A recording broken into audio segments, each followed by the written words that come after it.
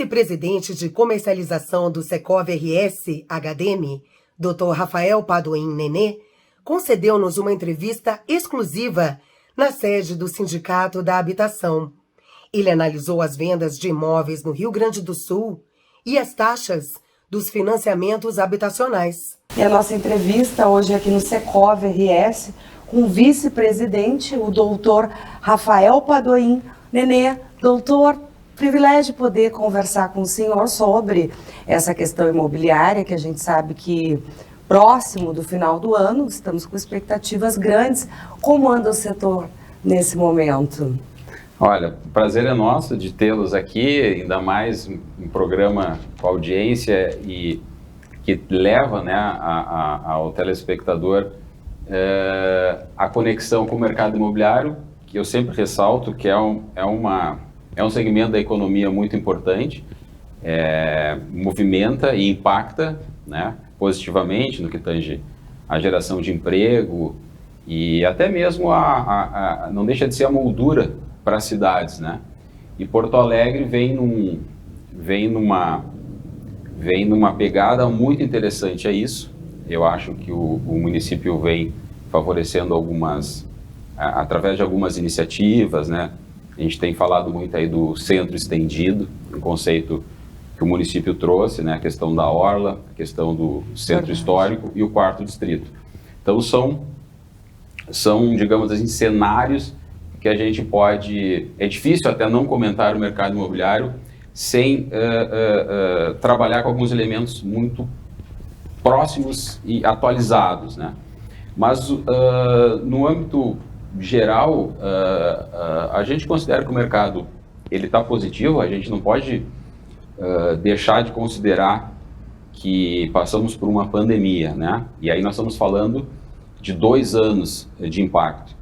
E a gente tem, claro, alguns números, é importante até aproveitar esse espaço e comentar. Sobre os números. E comentar também que a gente tem aqui dentro do Secov uma equipe multidisciplinar, né? E que desenvolve também leituras de mercado, pesquisa.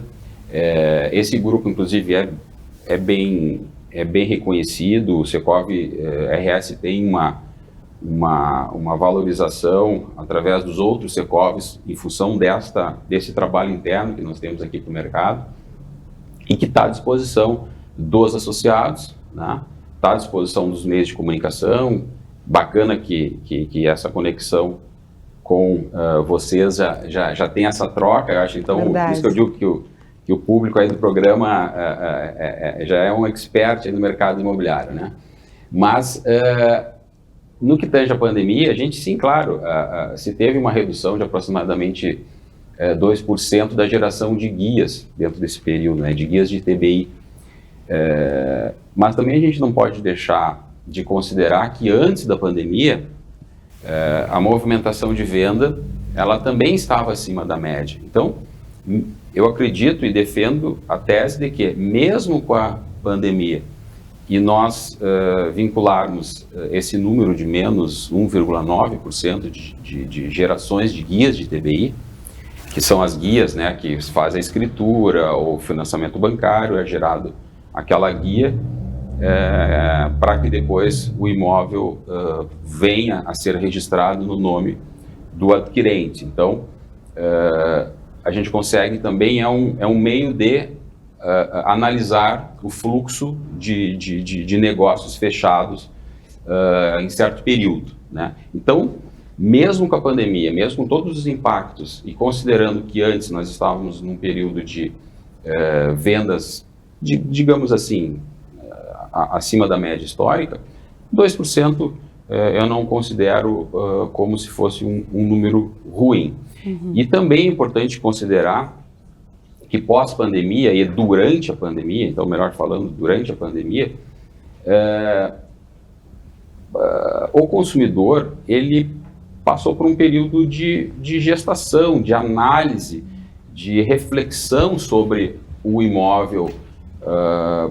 A gente vem conversando e observando, né, e o mercado vem se comportando pós-pandemia, no sentido de ajustar algumas necessidades de consumo e de uso. Isso no âmbito geral, mas no que tange aos imóveis também, né?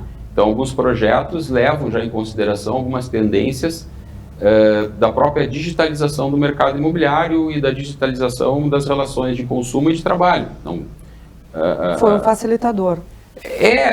A pandemia, como o mercado imobiliário ele é muito pulsante, ele é muito criativo, se a gente considerar que foi um momento de dificuldade, isso sempre gera um despertar para inovação, né? E a inovação tecnológica dentro do mercado imobiliário foi muito positiva.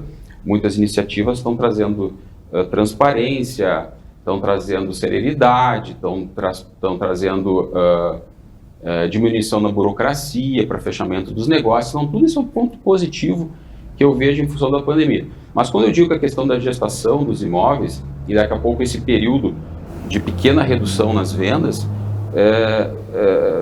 eu acho mais vinculado talvez com um aumento um pouquinho no tempo da decisão da compra,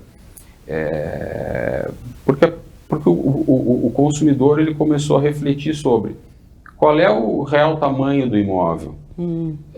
Eu preciso desse imóvel para também trabalhar, eu preciso de um imóvel mais próximo do meu trabalho. Praticidade. Mas daqui a pouco eu também nem preciso do imóvel mais próximo do meu trabalho, porque eu já não tenho mais aquele trabalho, porque eu já estou trabalhando em outro local, ou fiz uma sociedade de forma que a gente reduziu algumas despesas, a gente consegue trabalhar de forma mais remota, e às vezes esse investimento no ramo imobiliário ele acaba não sendo diretamente dentro do centro urbano, no sentido natural, orgânico, dele movimentar uma troca de um imóvel dentro, por exemplo, dentro de Porto Alegre. Daqui a pouco ele permaneceu no dele, mas daqui a pouco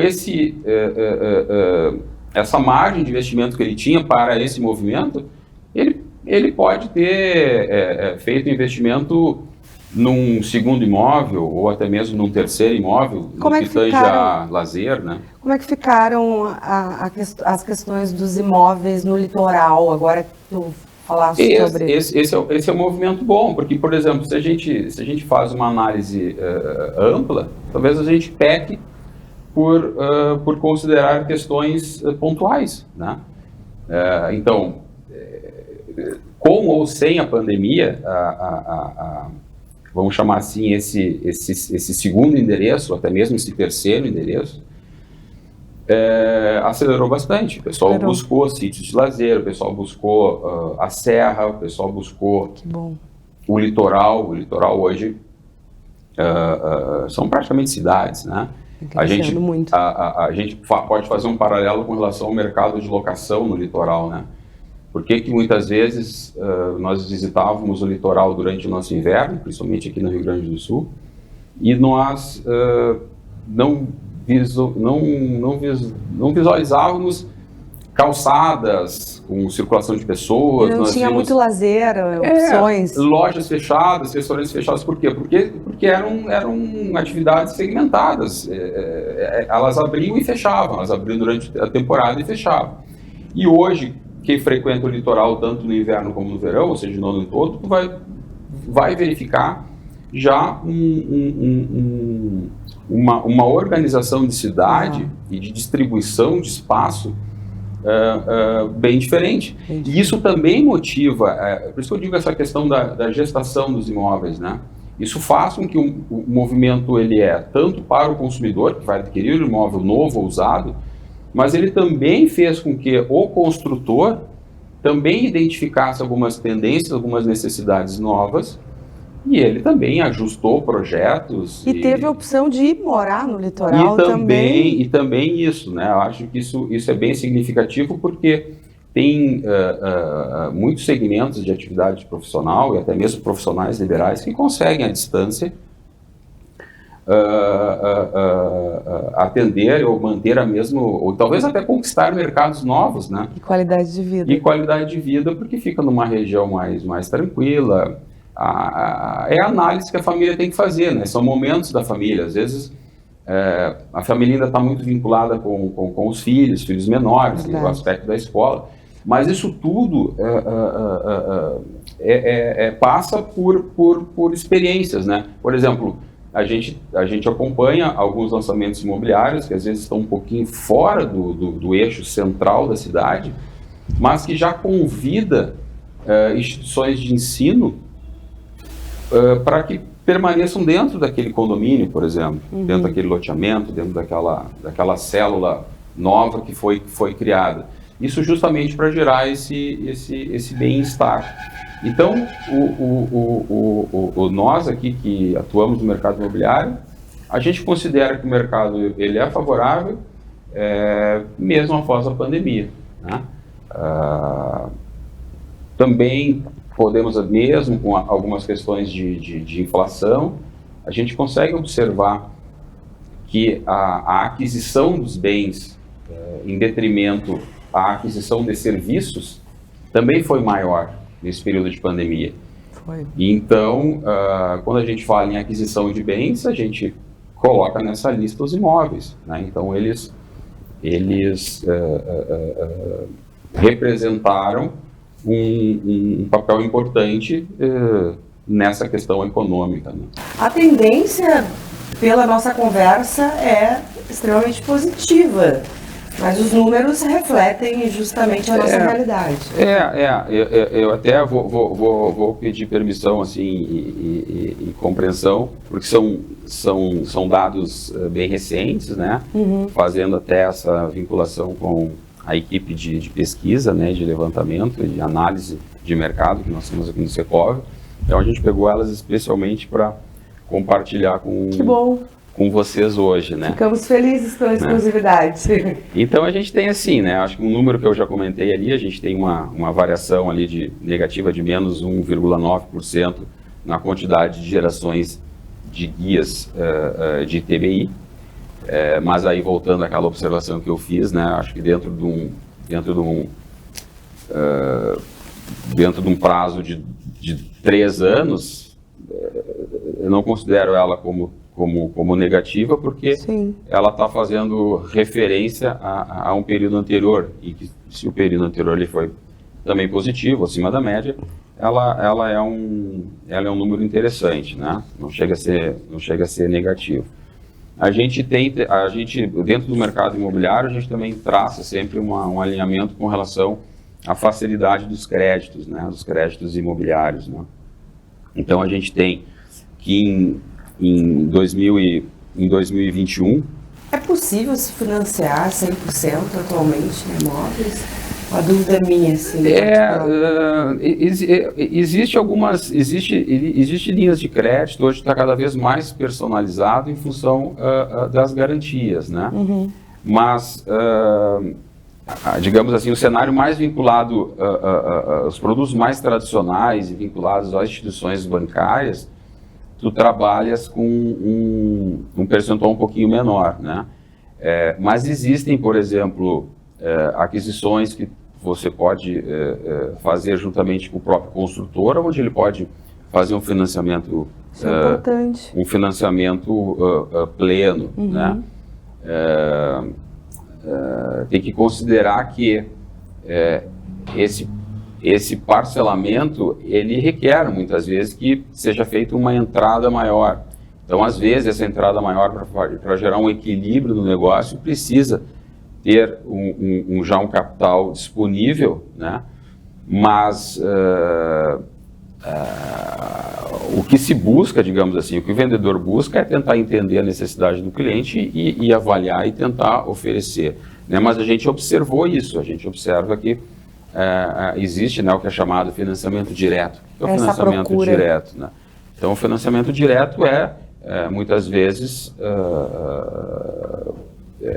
digamos, oferecer ao público final uma condução menos burocrática, se for vinculado com algumas questões bancárias e de financiamento, né? Bacana. Mas nós tivemos, por exemplo, em 2021, a gente teve um total, pelo menos que a gente filtrou aqui, acho que nós temos aqui em torno de 600 unidades. Que é um número elevado. Né?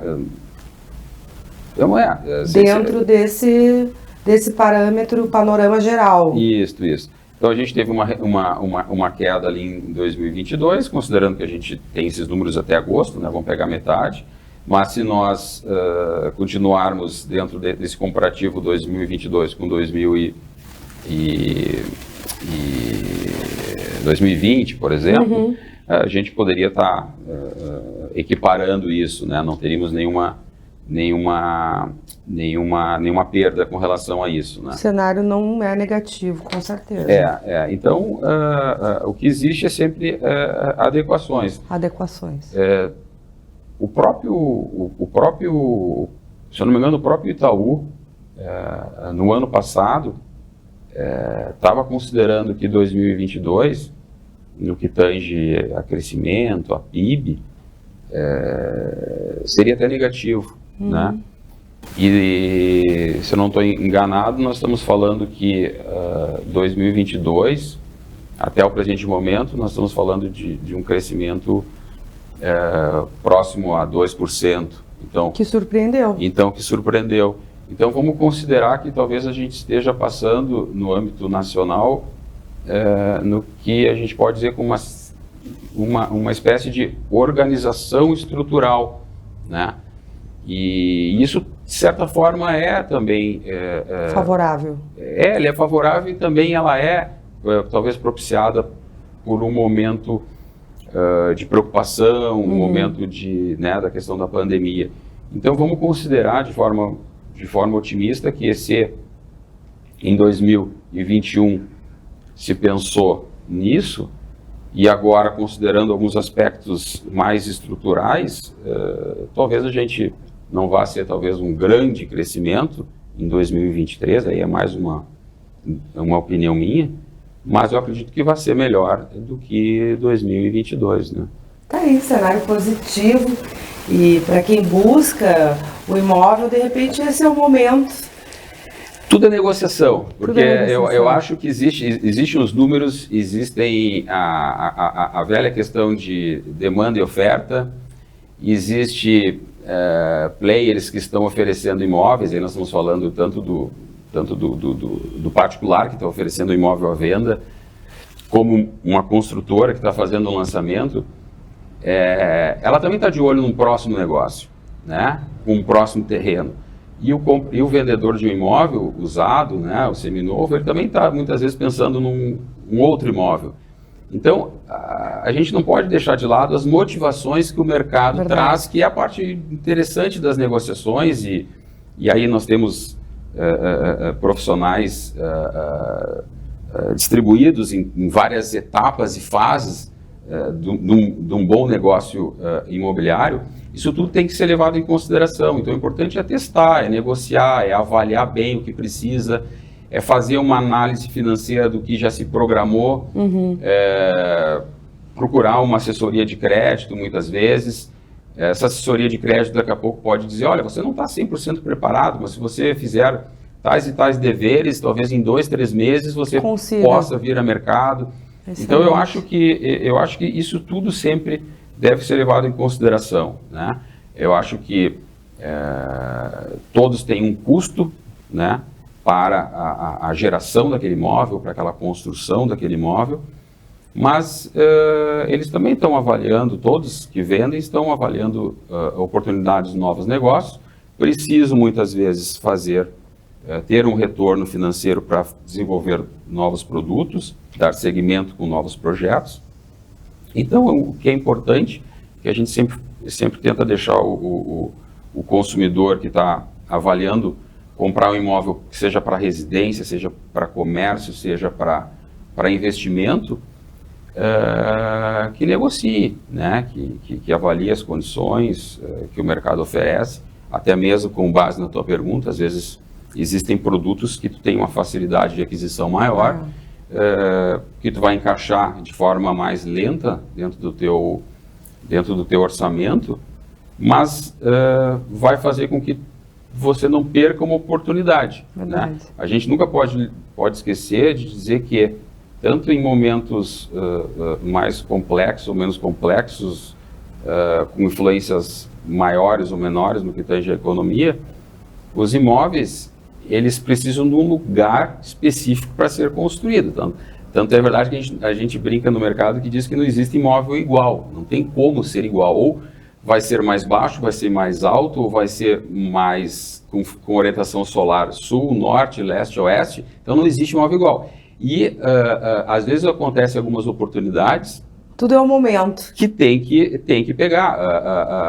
Eu acho que isso é válido, né? As cidades vão crescendo, os espaços físicos vão diminuindo.